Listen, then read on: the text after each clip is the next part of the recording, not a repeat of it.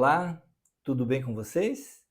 Sejam bem-vindos ao nosso programa número 62 deste estudo Refletindo Kardec, que trazemos mais uma vez com o apoio e divulgação da Sociedade Espírita Francisco de Assis, de Amparo aos Necessitados, a CEFAM, aqui da nossa cidade de Ponta Grossa. Dentro desse estudo que estamos realizando nas últimas semanas, sobre o retorno do espírito à vida física, sobre o processo da reencarnação, nós vamos ver nesses próximos programas, a partir de hoje, a questão do aborto ou da interrupção da ligação desse início de vida do espírito de uma forma voluntária ou não. E vamos iniciar com a questão 344, aqui do Livro dos Espíritos, em que Kardec vai questionar aos espíritos da codificação quando se inicia a vida. Dizer assim: em que momento a alma se une ao corpo? Claro, tratando da vida física, que a vida do espírito ela é permanente. Em que momento a alma se une ao corpo? E eles respondem: a união começa na concepção, mas só se completa por ocasião do nascimento. Desde o instante da concepção, o espírito designado para habitar certo corpo, a este se liga por um laço fluídico, que cada vez mais vai se apertando até o instante em que a criança vê a luz. O grito que o recém-nascido solta anuncia que ele se conta no número dos vivos e dos servos de Deus. Bem, a ciência nos diz que a partir de 15 minutos e até 45 minutos, ou até 5 dias, enfim, esse processo da concepção efetivamente se dá, dentro do ponto de vista científico, que é o tempo do espermatozoide percorrer todo o canal vaginal, chegar até as trompas, fecundar o óvulo e então esse óvulo ser transportado até o útero.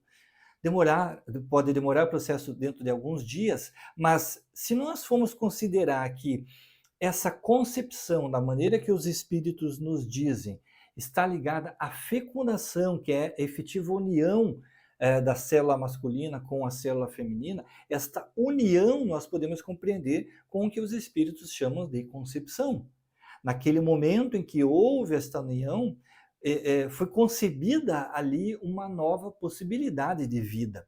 Todo o processo que vai se suceder, ele diz respeito à própria biologia do corpo feminino e que vai variar de acordo com uma ou outra condição, mas desde o momento em que há a união do espermatozoide com o óvulo, nós temos aí um início de vida. Nós temos uma fecundação, temos um óvulo fecundado e temos o início de vida. Então, eu penso que esta condição de que os espíritos dizem concepção, ou seja, o momento em que a alma se une ao corpo, é nesse momento. Porque a partir daí, tanto os espíritos que estão auxiliando naquele processo da reencarnação, quanto o próprio espírito, se tiver uma condição evolutiva equilibrada, se tiver lucidez para esse momento, ele participa desse processo de formação do corpo físico. Nós vimos que os espíritos auxiliam na escolha de qual espermatozoide fará a fecundação, o que esteja mais apto àquela necessidade do espírito. E, claro, todo o processo, desde essa fecundação, é acompanhado pela espiritualidade e, a partir desse momento, já há uma ligação entre o espírito, que vai reencarnar, e aquele princípio de vida física. E aí, vamos à questão 358, em que Kardec perguntará por conta disso se constitui crime a provocação do aborto em qualquer período da gestação. E os espíritos respondem: há crime sempre que transgredis a lei de Deus.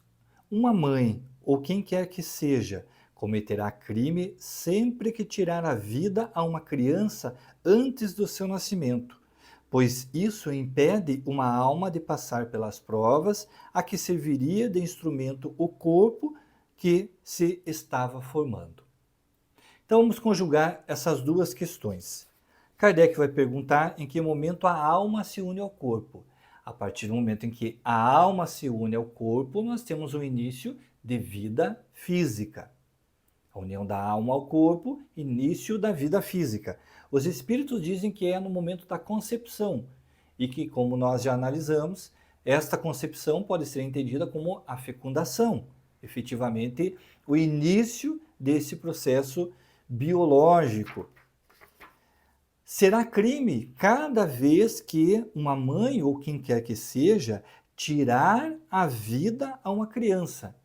Para tirar a vida, essa vida tem que ter se iniciado. Então, nós temos que a vida se inicia com a fecundação, com a união da célula masculina à célula feminina. Aí inicia a vida. A partir daí, qualquer atitude da mãe ou de quem quer que seja para interromper essa vida é considerado um crime. É considerado um crime sob o ponto de vista da lei divina. Até o momento em que há a união da célula masculina com a célula feminina, até o momento da fecundação, e que pode variar de 15 minutos a 45 minutos, ou dependendo das condições que o espermatozoide possa permanecer vivo, geralmente em torno de 72 horas, e há uma variação nessas possibilidades de processo, mas vamos considerar o mínimo de uns 15 minutos, que é esse trajeto do espermatozoide até a trompa, onde ele vai encontrar efetivamente o óvulo. O que acontecer nesse período, e aí se incluem os processos contraceptivos, os medicamentos e as condições que passam a impedir esta fecundação, nós teremos aí uma possibilidade de não incorrermos em um crime contra a lei divina. A partir do momento que, tendo havido a fecundação, não se permite a possibilidade de continuidade desta vida, nós teremos então uma transgressão à lei divina. A ciência nos diz que os comprimidos anticoncepcionais, por exemplo, eles inibem a ovulação e alguns deles inibem também a possibilidade do espermatozoide vir a atingir as trompas, e outros processos contraceptivos também impedem que esse espermatozoide venha a alcançar o óvulo, interrompem de alguma forma esse mecanismo natural. Agora, há outros medicamentos, há outros métodos, geralmente utilizados após a relação sexual, e que uma relação em que houve efetivamente uma fecundação, porque nós vimos que pode se dar a partir de 15 minutos, e aí chamados os métodos do dia seguinte, e que eles visam sim impedir o prosseguimento daquela fecundação iniciada já há algumas horas, muitas vezes. E aí nós temos, de acordo com o que consta em O Livro dos Espíritos, uma interrupção de um início de vida física, pois nesse momento já está um espírito, uma alma ligada a esse corpo físico, e qualquer procedimento que vise a impedir esta continuidade da vida física será uma transgressão à lei divina. Então, métodos anticoncepcionais que não permitem a fecundação, ainda no nosso grau evolutivo, ainda na nossa condição evolutiva, não são uma infração à lei divina. É uma liberalidade que o casal deve entender e, se assim achar necessário, utilizar esses métodos. Mas métodos que visem eliminar uma fecundação já havida, em que não se utilizou um método anticonceptivo e que visa impedir o prosseguimento desta fecundação, aí sim teremos, sob o ponto de vista da doutrina espírita, uma transgressão à lei divina. E claro,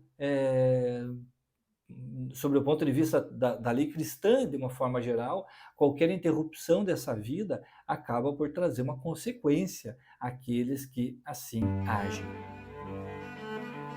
Na próxima semana, nós vamos ver os casos de interrupção da gravidez não provocadas pelos pais. O aborto chamado espontâneo, aquele em que não há a interferência, não há o desejo, pelo menos voluntário, dos pais em eliminar aquela vida. Ou será que há algum desejo involuntário que pode comprometer a gestação?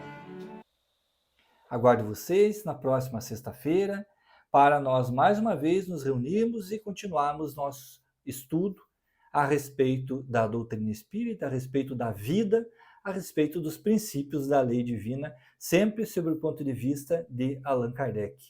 Uma ótima semana, Jesus abençoe seu lar e nos encontramos aqui na próxima sexta-feira. Tchau!